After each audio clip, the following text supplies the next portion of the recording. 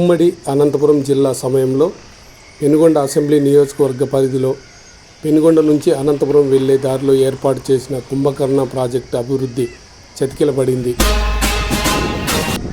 నిద్రపోతున్న భంగిమలో భారీ కాయంతో ఏర్పాటు చేసిన కుంభకర్ణ విగ్రహం నిరాదరణకు గురవుతోంది.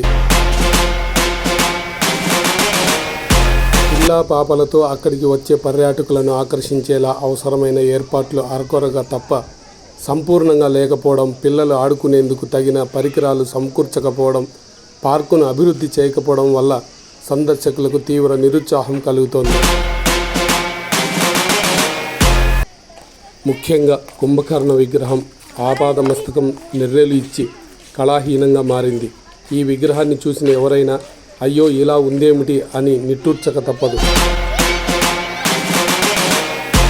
ప్రస్తుతం నూతన శ్రీ సత్యసాయి జిల్లా పరిధిలో ఉన్న ఈ కుంభకర్ణ ప్రాజెక్టును 2002 డిసెంబర్ 27వ తేదీ అప్పటి ఉమ్మడి అనంతపురం జిల్లా కలెక్టర్ సోమేష్ కుమార్ IAS, అప్పటి పెనుగొండ ఎమ్మెల్యే దివంగత పరిటాల రవీంద్ర, నాటి ప్రస్తుత ఎంపీ BK పార్థసారథి ప్రారంభోత్సవం చేశారు. రామాయణ గాథలో కుంభకర్ణుడికి సంబంధించిన ఘట్టాన్ని గుర్తు చేస్తూ ఆంధ్రప్రదేశ్ ప్రభుత్వం పంచాయతీరాజ్ శాఖ ఆధ్వర్యంలో ఎంపీ నిధులతో పర్యాటక శాఖ సహకారంతో ఈ కుంభకర్ణ ప్రాజెక్టును రూపొందించారు. అయితే ఇక్కడికి వస్తున్న సందర్శకులకు సరైన సౌకర్యాలు కరువయ్యాయి. అరకొర సౌకర్యాలతో ఇక్కడికి సందర్శకులు వస్తున్నప్పటికీ సంబంధిత శాఖల అధికారులు ఎవరూ ఈ కుంభకర్ణ ప్రాజెక్టు అభివృద్ధికి కృషి చేయడం లేదు.